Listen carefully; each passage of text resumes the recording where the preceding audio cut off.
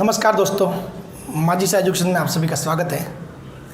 तो अपन ने फिजिक्स जो लैब स्टैंड के लिए चल रही है उसमें अपन ने उष्मागतिकी वाला चैप्टर स्टार्ट कर दिया था, यानी कि थर्मोडायनेमिक्स स्टार्ट हो गया था, जिसमें अपन ने बेसिक चीज़ें, उसके बाद किसी निकाय द्वारा किया गया कार्य वो पढ़ा था। आज पढ़ेंगे किसी निकाय की आंतरिक ऊर्जा। अब निकाय कौन सा होगा? चूँकि अपन उष्मागतिकी पढ़ रहे हैं तो कौन सा होगा? उष्मागतिकी निकाय होगा। ठीक है, उष्मागतिक निकाय की आंतरिक ऊर्जा क्या होगा? उष्मागतिक निकाय की आंतरिक ऊर्जा। अगर ये यांत्रिक निकाय होता तो अपन क्या बात करते हैं कि भाई इसका वेग कितना है, वेग के कारण ऊर्जा वगैरह वो चीज़ें होती है। अब ये क्या उष्मागतिक निकाय है, इसमें क्या होगी? गैस होगी, कुछ गैस वगैरह चीज़ें ऐसी उस निकाय में। तो उसकी इंटरनल एनर्जी क्या होगी, आंतरिक ऊर्जा क्या होगी? तो देखो, पहले तो ये जान लो कि भाई आंतरिक ऊर्जा होती क्या है। तो सिंपल शब्दों में सभी को पता है कि भाई आंतरिक ऊर्जा मतलब उस निकाय के अंदर की ऊर्जा, निकाय के अंदर संचित ऊर्जा। ठीक है, तो किसी निकाय की वह संचित ऊर्जा जिसके द्वारा बाहरी ऊर्जा प्रदान किए बिना निकाय कार्य करने की क्षमता रखता हो, आंतरिक ऊर्जा कहलाती है।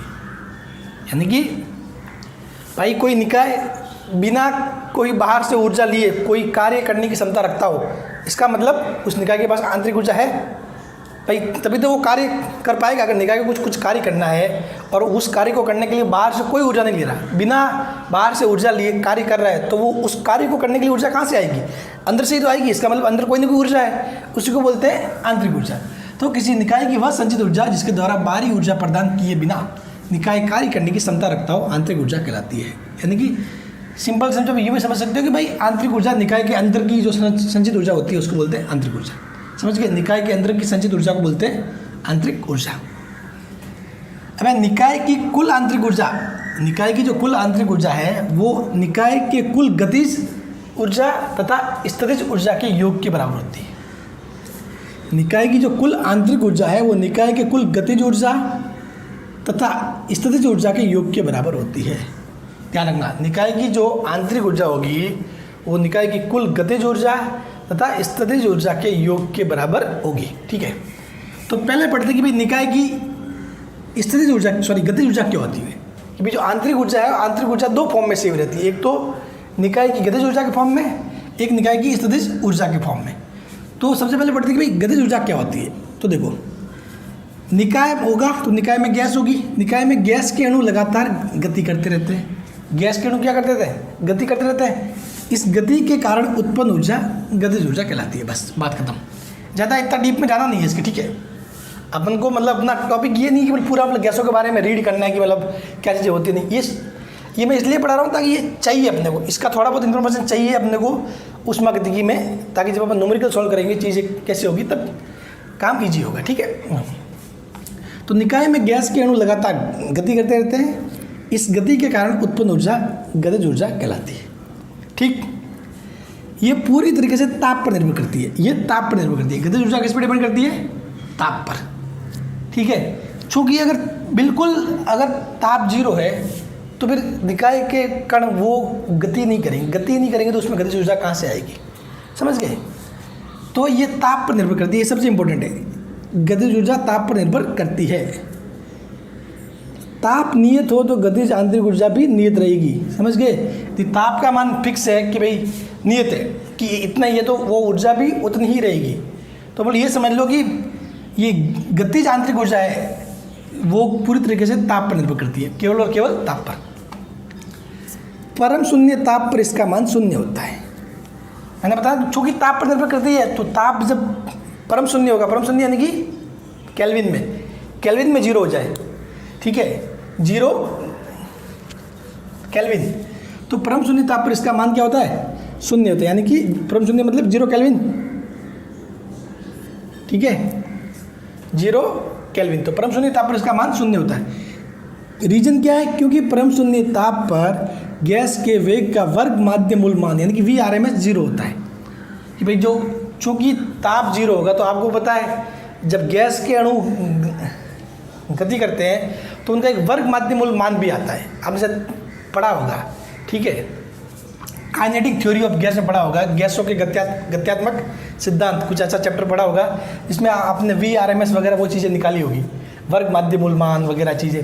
ठीक है, तो चूँकि होता क्या है कि जो वेग होता है ना, गैसों का वेग, वो डिपेंड करता है वो एक्चुअली उस वेग को वर्ग माध्य मूल मान के रूप में शो करते हैं कि भाई सारे पूरी गैस का वेग आप निकालोगे कैसे, एक कण ऐसे जा रहा है, एक कण ऐसे जा रहा है, एक कण ऐसे ऐसे ऐसे ऐसे, तो उन सभी का क्या किया जाता है, वर्ग माध्य मूल मान निकाला जाता है और उसी मान को माना जाता है गैस का वेग। उस वर्ग माध्य मूल मान को ही गैस का वेग माना जाता है। और चूंकि उस स्थिति में उस वर्ग माध्य मूल मान का जो वैल्यू है वो क्या होता है, शून्य होता है। इसीलिए परम शून्य ताप पर गतिज ऊर्जा क्या होगी, शून्य होगी। समझ गए? तो सिंपल सी बात है, एक ही याद रखना है, मेन पॉइंट ये है कि भाई गतिज ऊर्जा ताप पर निर्भर करेगी। बस ताप बदलेगा तो गतिज ऊर्जा बदलेगी, ताप नियत है तो गतिज ऊर्जा भी नियत रहेगी। बस ठीक है। अब बात आती है स्थितिज ऊर्जा की। किसकी बात आती है? स्थितिज ऊर्जा की। तो गैस के अणुओं के मध्य अंतराण्विक आकर्षण बल के कारण उनमें स्थितिज ऊर्जा संचित होती है। क्या होता है? गैस के अणुओं के मध्य, जो गैस है उसके अणु है, अणुओं के मध्य क्या करेगा, अंतराण्विक आकर्षण बल होगा। क्या होता है? अंतराण्विक आकर्षण बल के कारण उनमें स्थितिज आंतरिक ऊर्जा संचित होती है। ठीक है। जहाँ कहीं भी देखो, जहाँ कहीं भी, जैसे कि आपने अगर आवेश के बारे में, आप अपने चैप्टर में टॉपिक नहीं है, सॉरी अपने सिलेबस में नहीं है वो टॉपिक, लेकिन आवेश Q1 है Q2 है, तो दोनों एक दूसरे के आकर्षण में है, तो दोनों की कोई ना कोई स्थितिज ऊर्जा होती है। ठीक है। उसी प्रकार ये जो अणु है उनकी भी क्या होता है, आकर्षण बल के कारण उनमें स्थितिज ऊर्जा संचित होती है। ठीक है। जिसका मान अणुओं के मध्य की दूरी तथा आकर्षण बल पर निर्भर करता है। सबसे इंपॉर्टेंट तो ये जानना कि भाई गतिज ऊर्जा ताप पर निर्भर करती है और स्थितिज ऊर्जा जिसका मान अणुओं के मध्य की दूरी तथा आकर्षण बल पर निर्भर करता है, यानी कि अंतराण्विक आकर्षण बल पर निर्भर करता है। समझ गए?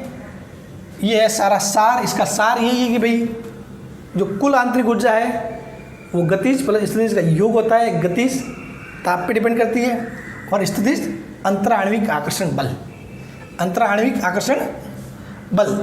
ठीक है। ये अंतराण्विक आकर्षण बल किस पर निर्भर करता है? दूरी पर। भाई दूरी कम होगी तो आकर्षण बल ज़्यादा होगा, दूरी ज़्यादा होगी तो आकर्षण बल कम होगा। ठीक है। तो कुल मिला के मेन फैक्टर क्या है इसमें? स्थितिज ऊर्जा में मेन फैक्टर है अंतराण्विक आकर्षण बल और गतिज ऊर्जा में मेन फैक्टर है ताप। समझिए कि ताप जीरो तो गतिज ऊर्जा जीरो, और अगर यहाँ पर अंतराण्विक आकर्षण बल जीरो है तो स्थितिज ऊर्जा जीरो। समझ गए? अब देखो आदर्श गैस। आदर्श गैस तो आप सभी जानते हो, केमिस्ट्री में पढ़ा होगा, PV NRT। ठीक है। तो देखो आदर्श गैस में क्या होता है, आदर्श गैस के अणुओं के मध्य आकर्षण बल नहीं होता है। आदर्श गैस के अणुओं के मध्य आकर्षण बल नहीं होता है, अतः इसकी स्थितिज आंतरिक ऊर्जा शून्य होती है। चूँकि स्थितिज आंतरिक ऊर्जा किस पर डिपेंड करती है? आकर्षण बल पर अणुओं के मध्य। और क्योंकि आदर्श गैस में अणुओं के मध्य आकर्षण बल नहीं होता है तो क्या होगा, इसकी स्थितिज आंतरिक ऊर्जा शून्य होती है। तो स्थितिज आंतरिक ऊर्जा शून्य हो गई, इसका मतलब अतः आदर्श गैस की संपूर्ण आंतरिक ऊर्जा इसकी गतिज आंतरिक ऊर्जा ही होती है। समझ गए? क्योंकि भाई किसी भी गैस के लिए कुल ऊर्जा उसकी गतिज प्लस स्थितिज दोनों का योग होती है, लेकिन यहाँ पर स्थिति जीरो है तो जो कुल ऊर्जा है वो किसके बराबर होगी? गतिज के बराबर होगी। गतिज किस पर डिपेंड करता है? ताप पर निर्भर करता है। गतिज ऊर्जा ताप पर निर्भर करती है। इसका मतलब आदर्श गैस की सारी ऊर्जा किस पर निर्भर करेगी? ताप पर, जो कि केवल ताप पर निर्भर करती है। तो आदर्श गैस की आंतरिक ऊर्जा हमेशा और हमेशा ताप पर निर्भर करेगी, क्योंकि उसमें केवल गतिज ऊर्जा होती है और गतिज ऊर्जा ताप पर ही निर्भर करती है। ठीक है। परंतु वास्तविक गैस में गतिज तथा आंतरिक दोनों ही ऊर्जा होती है। एक बात ध्यान रखना, अपन जो मोस्टली न्यूमेरिकल करेंगे वो आदर्श गैस मान के ही करते हैं। ठीक है। अपन जो आगे जो भी चीज़ें करने वाले वो आदर्श गैस मान के करने वाले। ठीक है। हाँ, वास्तविक गैस में गतिज तथा आंतरिक दोनों ही ऊर्जा होती है। वास्तविक गैस में क्या होता है भाई? गतिज भी होती है और आंतरिक, ये क्या बोलते हैं, गतिज तथा, एक मिनट शायद स्थितिज लिखना था यहाँ पर। वास्तविक गैस में गतिज तथा स्थितिज, हाँ, वास्तविक गैस में गतिज तथा स्थितिज दोनों ही ऊर्जा होती है। समझ गए? क्योंकि वास्तविक गैस में अणुओं के मध्य आकर्षण बल रहते हैं, इसलिए स्थितिज ऊर्जा भी आएगी यहाँ पर। तो वास्तविक गैस में गतिज तथा स्थितिज दोनों ही ऊर्जा होती है। यदि ताप को नियत रखते हुए, अब देखो ताप को नियत रखते हुए वास्तविक गैस को ऊष्मा दी जाए। आप कहोगे सर ऊष्मा देंगे तो ताप बढ़ेगा, तो कुछ चीज़ें होती है, लेकिन क्या कुछ प्रोसेस ऐसे होते हैं, ठीक है, आप किसी दूसरे माध्यम या कुछ भी मतलब टेक्नोलॉजी इम्प्लीमेंट करके आप ताप को नियत रख सकते हो। इवन दो ऊष्मा मिल रही है लेकिन आप ताप को नियत रख सकते हो। इस टाइप की टेक्नोलॉजी होती है, चीज़ें होती है, ठीक है। तो उसके बारे में आपको ज़्यादा डीप में सोचना नहीं है, ठीक है, क्योंकि अपने आप PhD करने वाले नहीं है। तो यदि ताप को नियत रख देंगे, मतलब ताप किसी बाहरी माध्यम से या फिर बाहर से कोई एक्स्ट्रा इक्विपमेंट लगाए या कुछ भी करके ये मान लिया कि ताप को नियत रखा जा रहा है, ताप को बढ़ने नहीं दिया जा रहा है।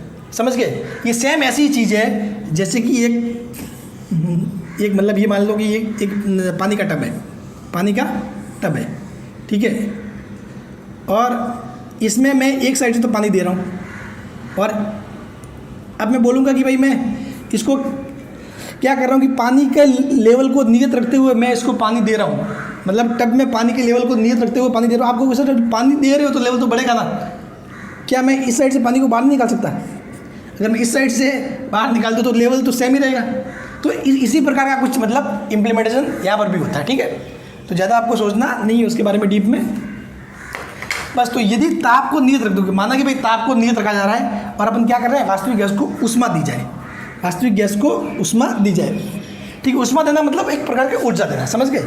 तो क्या होगा, तो चूंकि यह ताप नियत है, ताप को आप नियत रख रहे हो, तो ताप को नियत रख रहे हो तो गतिज ऊर्जा में बदलाव नहीं होगा, तो उसकी गतिज ऊर्जा तो नियत ही रहेगी। गतिज ऊर्जा में कुछ भी बदलाव नहीं, गतिज ऊर्जा में बदलाव तभी होगा जब ताप बदलेगा। लेकिन आपने पहले ही बोल दिया कि हम ताप को नियत रख रहे हैं, जो जब ऊष्मा दे रहे हैं ना, ताप को क्या नियत रख रहे हैं, तो फिर ऊष्मा जाएगी कहाँ, वो ऊष्मा जाएगी उसकी आंतरिक ऊर्जा के रूप में। लेकिन आंतरिक ऊर्जा में गतिज तो नियत है, तो जाएगी किसके पास, स्थितिज के पास, ठीक है।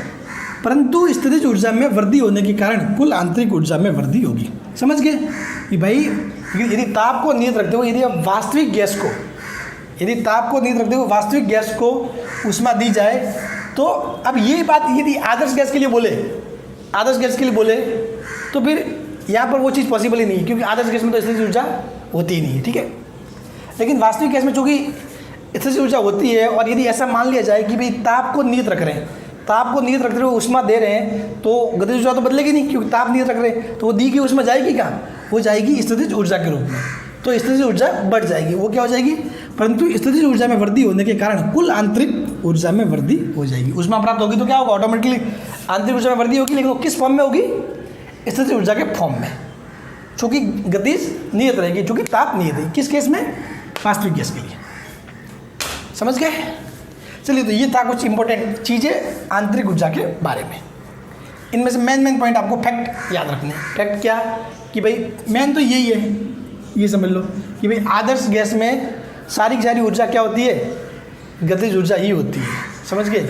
मोस्टली तो न्यूमेरिकल में यही काम आता है, और वो पूरा का पूरा किस पर डिपेंड करता है, ताप पर निर्भर करता है, ठीक है। अब देखो नेक्स्ट पढ़ना है स्वतंत्रता की कोटियाँ, डिग्री ऑफ फ्रीडम।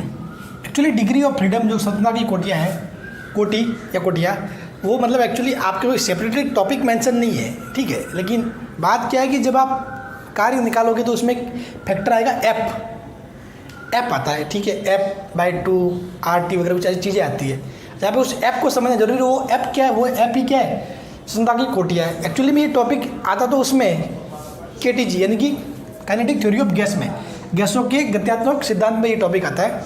लेकिन चूंकि इसका थोड़ा बहुत नॉलेज अपने को होना जरूरी है, ताकि अपन जब भी न्यूमेरिकल करेंगे ना तो अपने को दिक्कत नहीं होने वाली, ठीक है। ज़्यादा डेप्थ में नहीं जाना है, बस समझना है कि चीज़ें क्या है, ठीक है।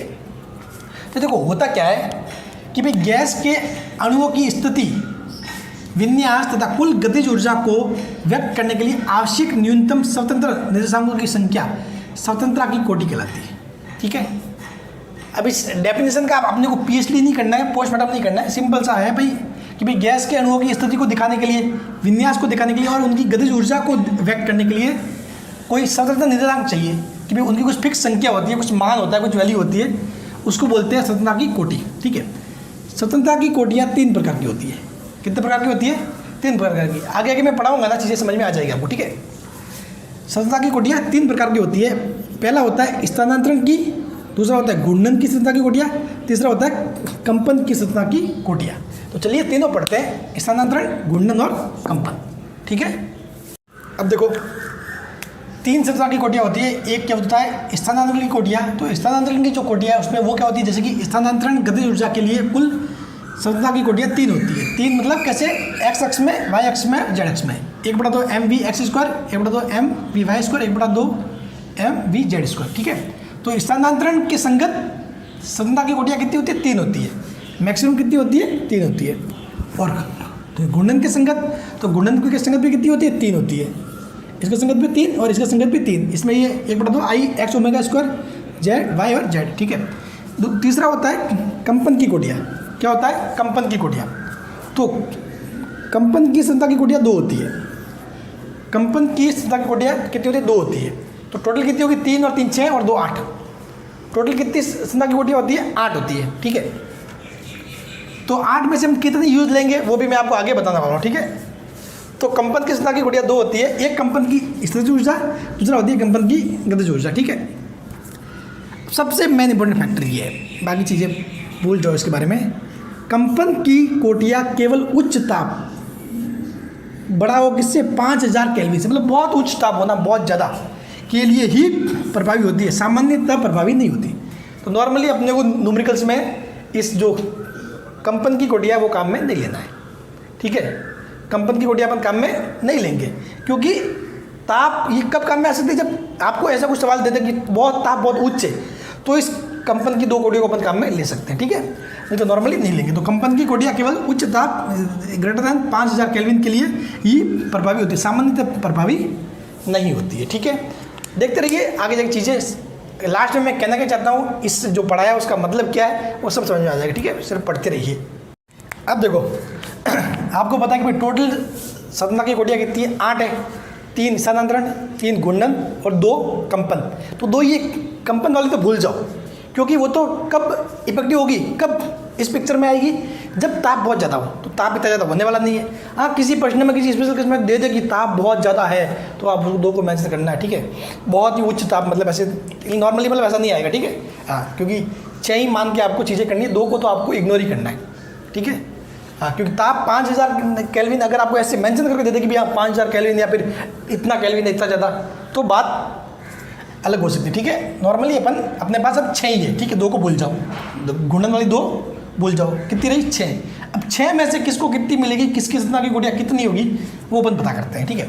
तो एक होता है एक परमाणविक गैस, यानी कि सिंगल एटॉमिक, यानी कि मोनो एटॉमिक, मतलब एक परमाणविक गैस, ऐसी गैस जिसमें एक ही होता है परमाणु, जैसे हीलियम। हीलियम में सारे क्या है, हीलियम ही होते हैं। नियोन में सारे नियोन ही होते हैं। आर्गन में सारे आर्गन ही होते हैं। तो इनके लिए संरचना की कोटियाँ क्या होती है, एफ मोनो एटॉमिक कितना था, 3 होता है। ये एफ क्या करता है, शो करता है संरचना की कोटियाँ।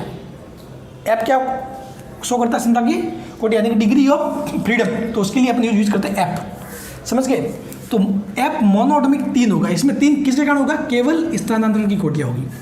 मोनो एटॉमिक में केवल स्थानांतरण की कोटियाँ होगी, घूर्णन की 0 होगी, समझ गए। घूर्णन की कोटियाँ क्या होगी, 0, केवल और केवल स्थानांतरण की कोटियाँ होगी, समझ गए। घूर्णन की कोटियाँ नहीं होगी। घूर्णन की कोटियाँ 0 क्यों होती है, इसके पीछे भी रीज़न है, लेकिन अपने को समझने का नहीं है, ठीक है। मुझे आता है लेकिन मैं आपको बता नहीं सकता, मतलब अभी बता के आपको टाइम वेस्ट करने का नहीं, आपको कंफ्यूज करने का नहीं। जो काम की चीज़ है उस पर फोकस करो, ठीक है। अभी अपने को रहना चाहिए एग्जाम ओरिएंटेड। पता है सक्सेस का मतलब एक सबसे बड़ा ये होता है रूल कि भाई आपको जो एग्जाम देना ना, उसके एग्जाम में क्या चाहिए उस चीज़ पे अच्छे से फोकस करो। बाकी नॉलेज तो बहुत भरा पड़ा है दुनिया में, ठीक है। नॉलेज तो बहुत भरा पड़ा है, तो सभी अपन ले नहीं सकते। अपने को अभी क्या जरूरी है उस पर फोकस करना, ठीक है। तो एफ मोनो एटॉमिक यानी 3, केवल स्थानांतरण की कोटियाँ होती है, घूर्णन की 0 होती है, ठीक है। आपको पता क्या रखना है, सिर्फ एक अगर मोनो एटॉमिक आपको बोल दिया जाए कि ऐसे बोल दें कि जो गैस दी गई है, जो निकाय में गैस है, वो क्या है, एक परमाणविक गैस है, मोनो एटॉमिक गैस है, तो उसके लिए आपको एफ बराबर 3 लिखना है, बस बात खत्म, ठीक है। एक होता है द्विपरमाणिक, तो द्वी यानी कि डाई एटॉमिक, तो उसके लिए क्या होगा, जैसे कि नाइट्रोजन हुआ, ऑक्सीजन हुआ, ये क्या है, डाई एटॉमिक है। ये क्या है, डाई एटॉमिक, समझ गए। इसमें मतलब N2O2 ऐसे होता है, इसमें N और N मिलके बनाते हैं और इसमें O और O मिलके बनाते हैं, ठीक है। तो के लिए संरचना की कोटियाँ, तो इनके लिए होती है, डाई एटॉमिक के लिए होती है टोटल 5 होती है। टोटल कितनी होती है, 5। 3 तो स्थानांतरण के कारण आती है और 2 आती है घूर्णन के कारण, समझ गए भाई। टोटल अपने पास पीछे रह कितनी, 6 रह गई, 2 को तो अपने कर लिया इग्नोर, होती कितनी 8, 2 जो कंपन की होती है उनको इग्नोर कर दिया, क्योंकि वो उच्च ताप पर होती है प्रभावी, नॉर्मली वो पिक्चर में नहीं आती। तो पीछे कितनी रही 6, तो 6 में से 3 तो इसमें स्थानांतरण के कारण आएगी और 2 गुणन के कारण, तो टोटल रहेगी 5। ठीक है, इसमें गुणन वाली 0 होगी तो केवल कितनी रहेगी 3 रहेगी। F diatomic 5। अब होता है 3 परमाणु से मिलकर बनी गैस। ठीक है, तो उसके लिए क्या होगा, यदि रेखीय संरचना हो, यदि संरचना कैसी हो, रेखीय यानी कि CO2 क्या है, इसकी संरचना कैसी होती है, रेखीय होती है। ठीक है, C बीच में होता है, O इस साइड, O इस साइड। ठीक है, ऐसे होता है ना, ऐसे, तो ये रेखीय संरचना होती है।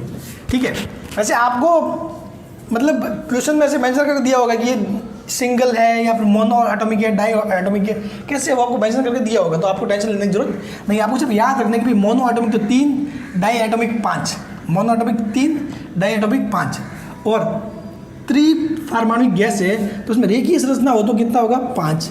कौन सा 3, कौन सा 3 ये स्थानांतरण और 2 गुणन, 3 स्थानांतरण 2 गुणन, कितना होगा 5। यदि अरेखीय संरचना है तो कितना होगा 6 किस कारण 3 + 3, 3 + 3 3 स्थानांतरण और 3 गुणन, इसमें सारी आ जाएगी। तो अरेखीय में कितना होगा 6 बस। तो आपको मेन फोकस क्या करना है, याद क्या रखना है, मोनो के लिए क्या होगा, मोनो के लिए 3, डाई के लिए 5, फिर आते हैं 3 परमाणु वाला, तो उसमें रेखीय के लिए 5 और अरेखीय के लिए 6। समझ गए, रेखीय के लिए 5 और अरेखीय के लिए 6। नॉर्मली तो यहाँ तक ही काम खत्म हो जाता है, मोनो के लिए 3 और डाई के लिए 5 बस, मोनो के लिए 3 और डाई के लिए 5। फिर अगर 3 का दे दिया जाए तो 5 रेखीय के लिए और 6 अरेखीय के लिए। ठीक है, अब देखो मैक्सवेल सम ऊर्जा विभाजन नियम। ठीक है, तो भाई मैक्सवेल ने क्या बोला, मैक्सवेल ने ये बोला कि भाई गैस के अणु में प्रत्येक स्वतंत्रता की कोटि के संगत गतिज ऊर्जा का मान, जैसे कि एक गैस होती है उसके अंदर बहुत सारे अणु होते हैं, एक गैस होती है उसमें बहुत सारे अणु होते हैं। तो मैं पहले बात कर रहा हूँ एक अणु की, किसकी बात कर रहा हूँ, एक अणु की। तो उस एक अणु में, गैस के अणु में प्रत्येक स्वतंत्रता की कोटि के संगत गतिज ऊर्जा का मान कितना होता है, KE = 1/2 kT।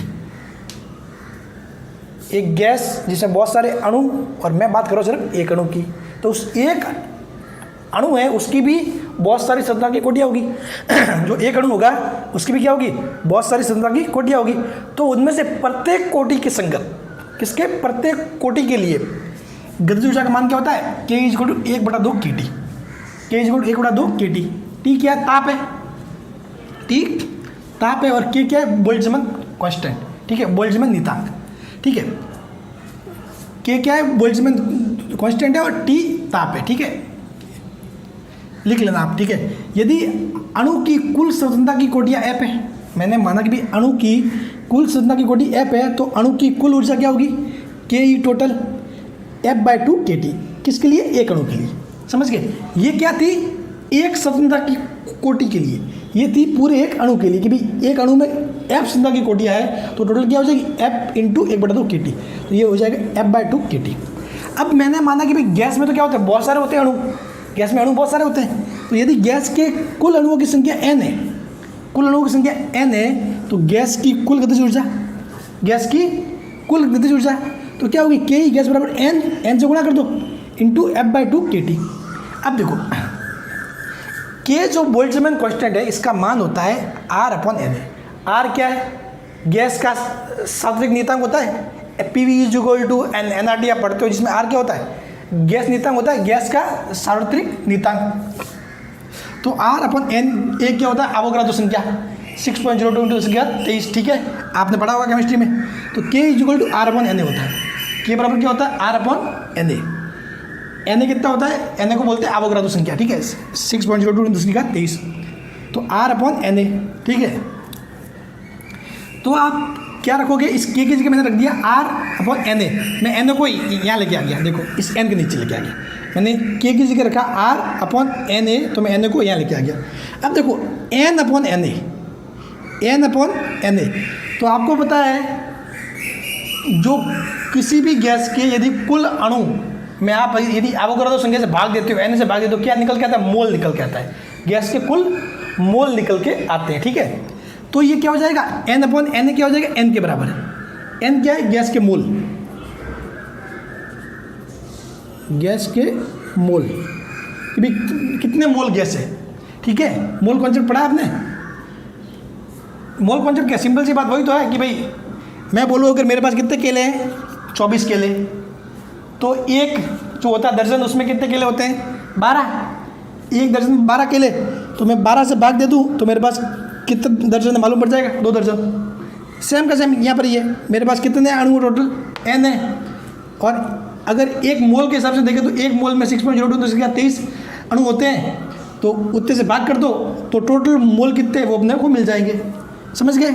सेम इसी प्रकार 24 केले हैं, तो 24 में 12 का भाग दोगे तो अपने को मालूम पड़ जाएगा कितने दर्जन केले, सॉरी कितने दर्जन है, 2 दर्जन। समझ गए? ऐसे तो ये n क्या हो जाएगा, गैस के मोल, तो के ही गैस। अब लास्ट में क्या आएगा, यही अपने को काम है, बस इससे ही मतलब है मेन तो। बाकी ये इतना मतलब ठीक है समझने के लिए। बाकी मेन जो अपने को चाहिए था, जो अपन पीछे से पिछले 20-30 मिनट जो पढ़ रहे हैं उसके पीछे का कारण ये था, के E gas is equal to n F/2 RT, ये अपने को चाहिए था। ठीक है, अब देखो बोर्ड पे, तो लास्ट में क्या है, अतः n मोल, अगर आपको दे दिया जाए कि भाई n मोल गैस है, 10 मोल गैस है, 20 मोल गैस है, तो अतः n मोल गैस की कुल गतिज ऊर्जा के टोटल बराबर F/2 nRT, F/2 nRT। समझ गए? काम सिंपल हो गया। यही फार्मूला अपने को चाहिए था, के E total is equal to F/2 nRT। वो फार्मूला कैसे है मैंने बता दिया आपको। बाकी वो R/N है, ठीक है, वो क्या होता है, के बराबर होता है। वो चीज़ें तो आपको केमिस्ट्री में पढ़ी होगी, ठीक है। के बराबर क्या होता है, R/Na, जहाँ पर R क्या है, गैस नियतांक होता है, N क्या होती है, अवोगाड्रो संख्या, के बोल्ट्जमान कांस्टेंट। ये संबंध आपको केमिस्ट्री में पढ़ा हुआ होता है, ठीक है। नहीं भी पढ़ा तो ये देख लो, के इक्वल टू R/Na होता है, बस ध्यान रख लो। तो के ई टोटल इक्वल टू क्या आया, F/2 nRT, बस यही काम का मेन। के ई टोटल यानी गतिज ऊर्जा, गैस की कुल गतिज ऊर्जा क्या होगी, F/2 nRT। गैस की कुल गतिज ऊर्जा F/2 nRT। अब देखो, अब मैं पूछूँ कि आदर्श गैस की कुल आंतरिक ऊर्जा क्या होगी। अगर पूछा जाए कि भाई आदर्श गैस की कुल आंतरिक ऊर्जा क्या होगी, तो देखो आपको मोस्टली जो सवाल है ना वो आदर्श गैस मान के ही करने हैं, ठीक है। तो देखो यहाँ पर चूँकि आदर्श गैस में स्थिर ऊर्जा 0 होती है, स्थिर ऊर्जा 0, तो जो भी पूरी ऊर्जा होगी U, आंतरिक ऊर्जा को बोलेंगे U, आंतरिक ऊर्जा को U, ठीक है। तो वो किसके बराबर होगी, गतिज ऊर्जा के बराबर। समझ गए? और गतिज ऊर्जा कितनी है, F/2 nRT। तो अब देखो यहाँ से ये टोटल और टोटल किस पे डिपेंड कर रहा है, F क्या है, फिक्स है भाई। संरचना की कोटि यदि मैंने एक बार एक गैस ले ली तो उसके लिए F फिक्स है। N मोल यानी कि 10 मोल ले ली तो गैस 10 मोल ही रहेगी, बदलेगी नहीं। तो F भी फिक्स है, N भी फिक्स है, R भी फिक्स है। ये क्या नियत है सारे कि बदल कौन सकता है, ताप बदल सकता है।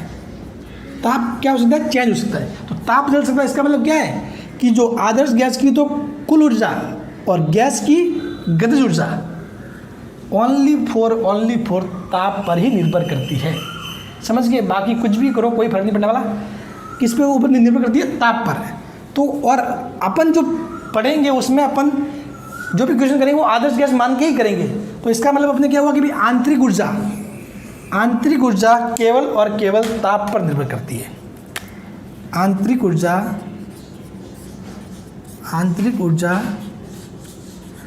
केवल और केवल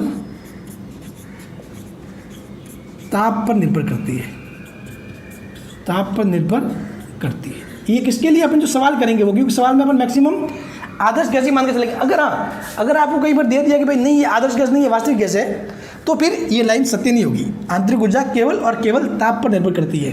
किसके लिए, आदर्श गैस के लिए, ठीक है। तो आंतरिक ऊर्जा केवल और केवल ताप पर निर्भर करेगी। समझ गए? बस तो आज के लेक्चर में इतना ही। फिर अगली बार से अब अपन आंतरिक ऊर्जा पढ़ लिया, अपन ने कार्य क्या होता है वो पढ़ लिया, तो अगली बार से अपन रेडी है पहला नियम पढ़ने के लिए, प्रथम नियम। ठीक है, तो नेक्स्ट लेक्चर में पढ़ेंगे अपन ऊष्मागतिकी का प्रथम नियम। वैसे अपन ने प्रथम नियम पढ़ ही लिया, समझ लो ये पढ़ लिया, मैं प्रथम नियम खत्म हो गया, फिर कुछ रह नहीं गया, लेकिन फिर भी अच्छे से उसको डिफाइन करेंगे। Thank you so much.